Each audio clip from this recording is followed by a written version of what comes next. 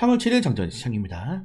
자, 전에 반등에 성공했던 뉴욕 증시는 오늘 또다시 크게 하락 마감을 했습니다. 사실 표면적으로는 마벨 테크놀로지에 대한 주가 시적 가이던스가 굉장히 좀 조정이 나오게 되면서 인공지능 성장성에 대한 의문표가 붙었죠. 그러면서 오늘 빅테크 종목들, 특히 AI 반도체, 네, 그리고 IT 기업들이 대부분 크게 하락이 나왔는데, 이걸 조금 더 좀 딥하게 깊게 해석하자면은 결국에는 관세 리스크다. 관세 리스크 때문에 경기가 불확실성이 커지고, 그런 경기 불확실성이 투자에 대한 불확실성이 커지기 때문에 인공지능은 뭡니까 여러분들? 엄청나게 많은 투자 금액이 들어가는 산업이죠. 그러니까 이 투자 금액이 추가적으로 들어올 수 있을까? 그리고 인풋 대비 아웃풋이 나오려면 인공지능도 시간이 많이 남았습니다. 이제 아직 성장 초입 단계이기 때문에. 그래서 이거 대기업들이 이렇게 경기가 안 좋은데 인공지능에 대한 추가적으로 투자가 나올 가능성이 적지 않을까? 이렇게 되면서 최근에 AI 관련된 테마주들이 실적은 나쁘지 않아요. 근데 가이던스를 낮춰잡는단 말이에요. 가이던스를. 그러면서 경기에 대한 좀 둔화 우려들이 가장 그동안 많이 올랐고 가장 큰 성장주인 인공지능 섹터를 현재 흔들고 있고, 여기에 결론적으로는 관세가 연동이 되어 있다는 점들을 꼭 여러분들이 체크를 하시고 가셔야 됩니다. 그래서 오늘 뉴욕 증시 같은 경우에는 하락 종목들이 거의 8대2 정도 비율로 하락 종목들이 우위가 나왔고, 특히 최근에 러셀 지수가 정말 많이 조정이 나오고 있습니다. 제가 러셀 지수는 우리나라 코스닥처럼 중소형주들, 네, 성장주긴 하지만은 이 하이리스크 대비 하이 리턴 값이 있는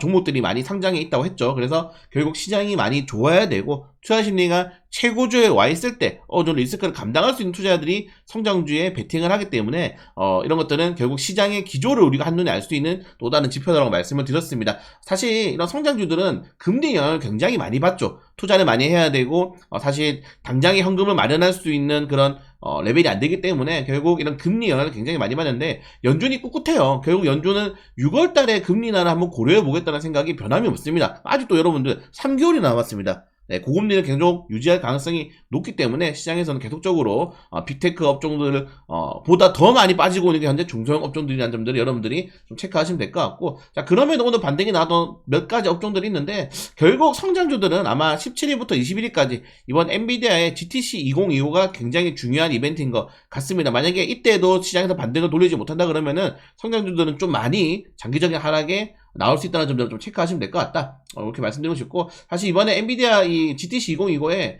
엄청나게 많은 기업들, 정말 대기업들, 우리나라 뭐 삼성자도 있습니다.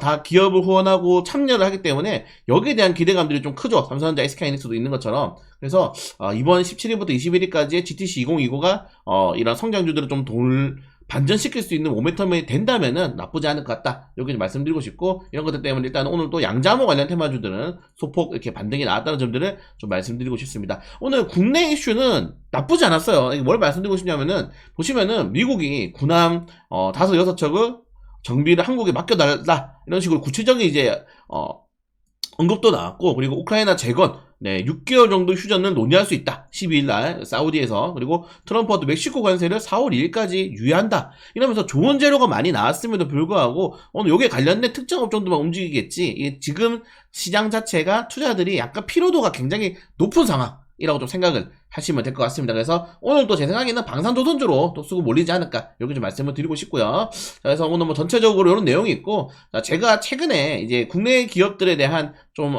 이런 우려가 나타나고 있는데, 왜냐면 이제 여러분들 3월 달에 뭡니까? 상장 폐지 시즌이 또 돌아온단 말이에요. 최근에 금양이라던가 효성화학 같은 건 거래 정지가 당하기도 했고, 그래서 근데 기업들 지금 97%가 올해 한국에 IMF에 버금가는 경제위기가 올 것이다. 사실 모르는 사람 없죠. 모른 척을 하고 있을 뿐입니다, 우리들이. 네, 그래서 굉장히 조금 이런 것들도 시장에서는 부담스럽게 투자 심리를 좀 조정시킬 수 있는 내용이 아닌가라고 생각됩니다. 그러면서 지금 달러 인덱스도 빠지고 국채금리도 빠졌죠. 최근에 뭐 이제 장단기 국채금리가 역전된다는 뉴스 나왔는데 바로 다시 역전됐습니다. 이게 뭐냐면은 지금은 과거의 데이터 지표가 중요하지 않아요. 지금 오로지 트럼프의 이런 쌔바닥, 그 손가락이 문제다.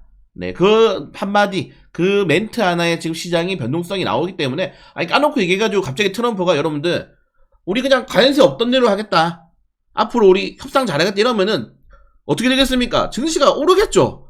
그냥 이런 한마디가 중요하다는 겁니다, 지금. 그래서 이런 지표도 여러분들 보지 마세요. 네, 보지 마시고 그냥 체크만 하시는 게 가장 좋지 않을까, 이렇게 말씀을 드리고 싶습니다. 그래서 오늘 뭐 재건 이슈든 뭐 이런 특수 이슈들이 있긴 하지만은 결론적으로 전체적인 시장의 흐름은 좀 다운 사이클이 나올 가능성이 크다는 점도 좀 체크하시면 될 것 같고, 네. 그래서 뭐 그럼에도 홍콩 증시가 세다. 뭐 3년 동안에 이게 우리나라는 이게 안 돼요, 지금. 여러분 지금 보시면은 홍콩 증시 굉장히 주가 세죠, 지금. 샤오미라든가 뭐 텐센트라든가 이런 종목들이 정말 영준 최고치를 달리고 있는데 우리나라는 이게 안 돼.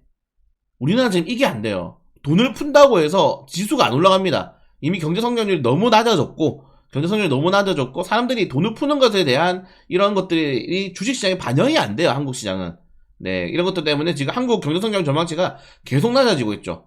계속 낮아지고 있습니다. 그러니까 지금은 사실은 허리띠를 졸라매야 돼요. 네, 우리나라 같이 제조업 기반의 수출업 기반 같은 경우에는 이렇게 관세 전쟁, 무역 전쟁 때는 허리띠 엄청 졸라매야 됩니다. 네, 그런데 지금 또 막 추경 이야기 나오고 뭐 소비자 쿠폰 발언 나오고 자 이런 것들 보니까 빨리 이제 망하겠구나. 개인적으로 그렇게 생각이 되고요. 네, 아무튼 쉽지가 않다. 네, 국내 증시가 쉽지가 않고 이런 모멘텀을 지금 만들어내야 되는데 이런 것도 쉽지가 않습니다. 어떤 분들은 조기 대선하면은 그래도 지수가 오를 수 있는 모멘텀이 생기지 않을까요? 아니 누구 뽑을 건데 다 병신들밖에 없는데 뽑을 사람 있어요? 조기 대선한다고 해서 아 정말 답답합니다. 예, 아무튼 이런 내용이 있고 그래서 보시는 것처럼 국내 대기업도 정말 많이 힘들다. 네, 다섯 곳 중 한 곳이 영업이익 이자도 못 낸다고 합니다. 그런데 아직도 지금 우리나라 정부도 그렇고 국회의원도 그렇고 국민도 그렇고 대기업들 못 잡아먹어서 안달이야. 이번에 홈플러스 망했죠, 여러분들. 홈플러스 망하면은 누가 제일 피해볼 것 같아요? 거기 일하는 직원들입니다. 그 직원들이 우리 아빠, 엄마, 삼촌, 누나, 조카야. 대기업들이 무너지면 무너질수록 힘든 거는 서민 경제입니다, 여러분들. 왜 그런 걸 모르는가? 답답하다. 네, 아무튼 답답하다. 네, 그리고 정부가 의대생, 이번에도 의대생이 이겼죠. 제가 이번에 다이소에 다이소에 이제 약국 들어갔지 않습니까? 약이 들어갔지 않습니까? 보충제. 이런 것들 들어가게 되면서 이런 것도 약사들이 또 들고 일어나가지고 다이소에서 몇 개 약품 철수했죠. 뭐 일화약품도 철수하고 했는데 지금 이제 우리나라는 뭔가 바꿀 수가 없어요. 바꾸려 그러면은 무조건 그 반대급부. 왜냐면 뭔가 바꾸려면은 무조건 한쪽은 어느 정도 피해가 되거든. 그 피해를 1%도 감소라 자기들이 이제 안 지려고 합니다. 이제 사회가 전반적으로 굉장히 경직되어 있어요. 사회적 합의가 안 돼, 이제. 사회적 합의가 안 돼. 공무원 연금개혁 해야죠. 여러분들 국민연금 개혁 해야죠. 근데 안 돼. 어느 한쪽이 무조건 손해보거든. 그럼 어떻게 되겠습니까? 이게 굴러가다 스노우볼이라고 아시죠, 여러분들? 스노우볼. 눈덩이가 굴러가다가 결국 다 같이 뒤지는 거예요. 한국이 지금 그렇게 가고 있다. 사회적 합의가 안 돼. 그렇다고 하면 일본처럼 잃어버린 경제 한 다음에 뭐 아베노믹스라든가 이런 것처럼 몇십 년짜리 경제정책도 나오지가 않고 있어, 우리나라. 여러분, 우리나라에 장기적인 경제정책이 있었습니까? 없어. 그냥 쿠폰이나 계속 발행하려고 하지. 그러니까 지금 이렇게 망하는 겁니다. 여러분들, 나라가 부도 나는 거는 한순간이에요. IMF가 어떻게 왔습니까? 한순간에 대기업 몇 개 넘어가면은 그 대기업의 하청업체도 무너지고, 하청업체도 무너지고, 그 하청업체 돈 못 받은 원자재 업체도 무너지고, 네. 그 동맥경화 되면서 금리, 은행에 돈 안 빌려주고, 은행에 돈 안 빌려주면 성장기업도 무너지고, 성장기업도 무너지면은, 네. 사람들 다 길거리 나왔고, 직장 못 구하면 어떻게 되겠습니까? 내수 더 죽어도, 우리나라 안 그래도 내수가 안 좋은데. 자영업자 더 죽어나고, 우리나라 10분의 1이 자영업자인데. 그러면은, 갑자기 IMF 오는 거예요. 네, IMF가 그냥 오는 게 아닙니다. 이거 좀 직시를 하셔야 돼요, 여러분들. 직시를 많이 하셔야 된다 말씀을 좀 드리고 싶습니다. 그 정도로 경기가 안 좋다는 걸 말씀드리고 싶은 거예요. 제가 막 뭐 투덜거리는 게 아니고.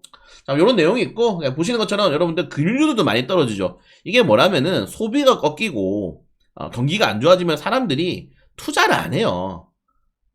은행에 넣었던 돈을 빼버린단 말이야. 써야 되기 때문에. 그래서 금융주들이 원래 경기가 안 좋을 때 같이 떨어집니다. 최근에 우리나라 언론사들이 또 갑자기 대체거래소 나와가지고 금융주 좋다 그러는데 경기가 안 좋은데 무슨 금융주들이 올라가. 최근에 코스피 시가총액 상위 업종들에서 금융주들 다 빠졌죠, 지금. 네, 그런 것도 본다면은 경기가 많이 안 좋은 것 같긴 합니다.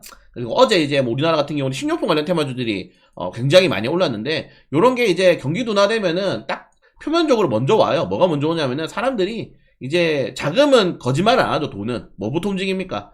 야, 이거 경기 위험하다. 일단은 사람들이 필수로 소비할 수밖에 없는 식료품 필수 소비재로 가자. 농심, CJ, 제이자 다 올랐잖아요. 어제처럼 지수가 안 좋았음에도 불구하고 이런 것들 여러분들 이제 시장 자체가 약간은 좀 리스크를 많이 생각하고 있다는 점들 좀 잘 체크를 꼭 하셔야 됩니다. 그래서 오늘 마벨 테크놀로지 내 몽고DB가 막 박살이 나게 되면서 좀 시장에 인공지능 관련된 종목들이 흔들렸다는 점들을 체크하시면 될 것 같고, 오늘 개별적인 일정 종목도 이렇게 하나씩 확인하시면은 될 것 같습니다. 3월 30일에 이제 공매도 재개가 되긴 하지만은 3월 중순 후반부터는 또 상장 폐지 시즌이기 때문에 여러분들 내가 막 그냥 장난으로, 뭐 장난이란 말은 좀 그렇지만은 그냥 잡주들 가지고 계신 것들은 정리하세요. 상장 폐지 맞습니다. 네. 금양도 상장 폐지될 가능성 높아요, 지금. 그런 것들처럼 됐고, 네. 오늘 M 디바이스, 그리고 SMCG가 상장을 합니다. 상장 좀 그만해라. 자, 그리고 요 정도 내용이 있다. 그리고 셀리버리, 여러분들. 이게 그 1호죠. 셀리버리가 뭐가 1호였더라? 특례 상장 1호였나요? 네, 상장 폐지됩니다. 꺼져라. 자, 아무튼 자, 오늘 또 쉬어가자. 네, 제가 여러분들 화요일날 말씀드렸어요. 관세가 리스크가 부과되는 한 주기 때문에 이번 주 쉬겠다. 우리 너무 잘 쉬었어. 그러니까 올라가는 종목도 보지 말고 우리는 우리의 바이오 리듬 흐름대로 하면 되니까 걱정하지 마시고 또 라이브 방송에서 뵙도록 하겠습니다.